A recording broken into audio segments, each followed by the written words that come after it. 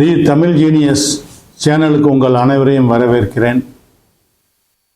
இன்னைக்கு நம்ம பார்க்க போகிறது என்னன்னா,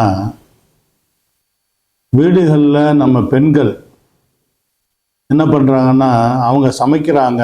ஒரு விருந்து இருக்கலாம், இல்லை அன்றாடம் ஒரு 2 குழந்தைங்களுக்கு சேர்த்து சமைக்கலாம். அவங்களுக்கு சமைச்சதில் சில பேர் நம்ம பிள்ளைங்க சாப்பிடாமல் இருக்கும், போதும் எனக்கு போதும், அவங்க இவ்வளோ சாப்பிடுவாங்கன்னு நினச்சிட்டு இவங்க சமைப்பாங்க. ஆனால் நிறையா பேர் இல்லை நான் வெளியே சாப்பிட்டு வந்துட்டேன், எனக்கு இப்போ சாப்பாடு வேண்டாம், இல்லை நீ சாப்பிட்ணுன்னு கட்டாயப்படுத்தினா கூட அவங்களால சாப்பிட முடியாது. ஏன்னா வெளியே ஃப்ரெண்ட்ஸோடையோ இல்லை நம்ம வீட்டில் அவங்களே அவர் சாரே கூட வெளியில் சாப்பிட்டு வந்துருப்பார் எதிர்பாராத விதமாக. ஆனால் வீட்டில் நீங்கள் சாப்பாடு செஞ்சு வச்சு பத்திரமா வச்சுருப்பீங்க, அன்றைக்கி விசேஷமாக கூட செஞ்சுருக்கலாம். ஆனால் அவர் ஏற்கனவே சாப்பிட்டதுனால சாப்பிட முடியாது. குழந்தைங்களும் நினச்சதை விட கம்மியாக சாப்பிடும்போது நிறையா சாப்பாடு மிச்சமாகும். அதில் சாப்பாடு மட்டும் இல்லை, குழம்பு கறி இது மாதிரி ஆயில் பதார்த்தங்கள் இது எல்லாமே மிச்சமாகும். இது என்ன பண்ணுறாங்க, லேடிஸ் அதை கொண்டு போய் குப்பையில் கொட்ட மனசு வராது. சரி, ஃப்ரிட்ஜில் வைக்கணுன்னாலும் ஃப்ரிட்ஜில் ஏகப்பட்ட பொருளை வச்சுருப்பாங்க. சில பொருள்களை வச்சுட்டு அப்படியே மறந்துடுறது உண்டு. அதை எடுக்கவே மாட்டாங்க. 1 வாரம் 10 நாள் 15 நாள் கழித்து அதை எடுத்து பார்த்து கொட்டுவாங்க. இது லேடிஸுக்கு பழக்கமாக இருக்கிறது. சில பேர் ரெகுலராக ஃப்ரிட்ஜை மெயின்டைன் பண்ணுவாங்க. இன்னும் சில பேர் என்ன சொல்கிறாங்கன்னா, ஃப்ரிட்ஜில் வச்சு எந்த பொருளும் உணவுப் பொருளை சாப்பிடாதீங்க. இட்லி மாவு அரைச்சா கூட 2 நாளைக்கு முதல் நாள் அரைங்க, மறுநாள் அதை வச்சுருந்து அதுக்கு அடுத்த நாள் முடிச்சுட்டு வேறு புதுசாக அரைச்சிருங்கன்றாங்க. அது மாதிரி உணவுப் பொருட்களை உள்ளே வச்சு எடுத்து சாப்பிட்றதுங்கிறது அது ரொம்ப உடல் நலத்துக்கு தீங்கானதுன்னு சொல்கிறாங்க. ஹோட்டல்களில் அதை நிறைய பண்ணுறதா சொல்கிறாங்க.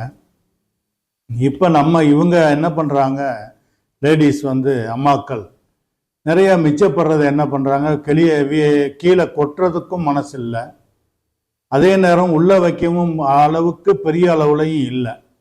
அதை என்ன பண்ணுவாங்க, தான் சாப்பிட்டது போக திருப்பி இருக்கிறதையும் அவங்க தான் கடைசியாக சாப்பிட்றாங்க. அப்போ கடைசியாக சாப்பிடும்போது இருக்கிறத எல்லாத்தையுமே தானே சாப்பிட்டு காலி பண்ணுவாங்க. இது ஒரு பழக்கமாகவே இருக்குது.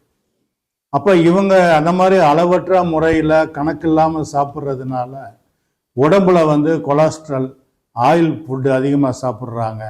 தேவையில்லாத உணவுகளை சாப்பிட்றதுனால உடம்பு குண்டாகுது.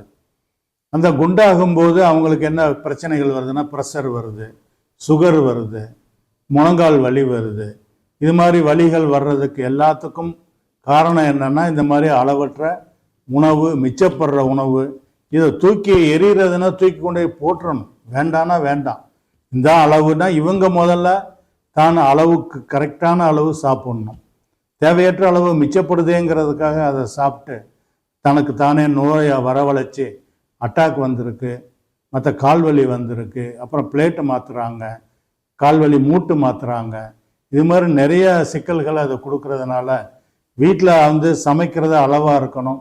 அது மிச்சப்பட்டால் கூட கவலை இல்லை, அதை வச்சிருந்து மறுநாள் யூஸ் பண்ணுற அளவு இருந்தால் கூட பண்ணலாம். இல்லை அரிசி சாதம்னா கஞ்சியாக கூட மறுநாள் சாப்பிடலாம்.